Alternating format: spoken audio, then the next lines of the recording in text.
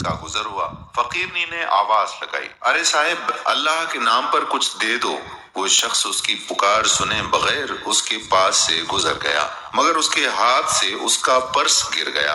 उसके जाने के बाद उस फकीरनी की नजर उस पर्स पर पड़ी।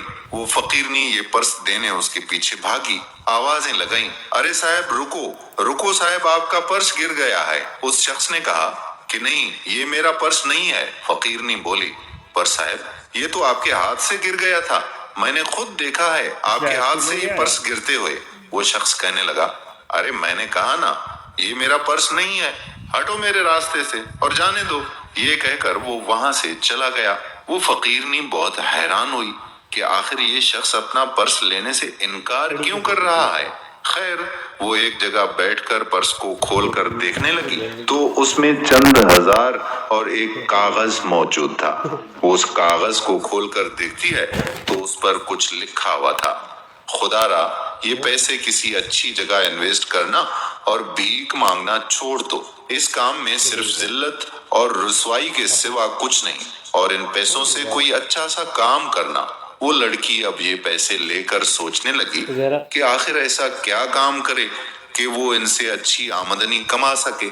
आखिर उसे एक ख्याल आया और वो सोचने लगी कि क्यों ना इन पैसों से वो बच्चों के खाने के सामान का स्टॉल लगाए। वो एक स्कूल के बाहर स्टॉल लगा देती है और उसका सारा सामान हर रोज हाथों हाथों बिक जाता है। उसे पहली दफा अपनी मेहनत से कमाई हुई रकम हाथ में लेकर बहुत अच्छा लग रहा था। अब उसे मेहनत करके अच्छा लगता था। वो साथ साथ स्टॉल चलाती और पैसे भी जमा करती रहती थी। आखिर उसे ये काम करते करते 2 साल गुजर जाते हैं। इन 2 सालों में वो कई बार उस शख्स के बारे में सोचती थी जिसके सबब उसकी जिंदगी बदल गई थी, मगर वो शख्स उसे दोबारा कहीं ना मिला। और इन 2 सालों में वो अपना बेकरी का कारोबार भी स्टार्ट कर लेती है, जो वक्त के साथ साथ एक मशहूर बेकरी बन जाती है। और आखिर एक दिन वो शख्स उस बेकरी पर केक लेने आता है। वो दुकान में दाखिल हुआ और यहाँ पर मौजूद वर्कर को केक का ऑर्डर दे रहा था कि वो लड़की अचानक उस शख्स को देखकर उसके पास आई और कहने लगी कि अरे सर, आप। वो शख्स पूछता है कि जी, आप कौन? लड़की ने कहा कि सर, आपने मुझे नहीं पहचाना, लेकिन मैंने आपको पहचान लिया है। मैं अपने मोहसन को कैसे भुला सकती हूँ। याद है आपको, एक बार आपने अपना पर्स गिरा दिया था मेरे पास, और उस पर्स में आपने एक लेटर भी मेरे लिए छोड़ा था। आपके उस लेटर ने मेरी पूरी जिंदगी बदल डाली। अब मैं मेहनत करके कमाने लगी हूँ और आखिर उस मेहनत ने मुझे इतना सिला दिया है कि आज ये मेरा कारोबार इतना चल रहा है। मैं अल्लाह का जितना भी शुक्र अदा करूं कम है कि आप जैसे लोगों की वजह से ही हम जैसे लोग भी इज्जत से आज कुछ कमाने के काबिल बन गए हैं।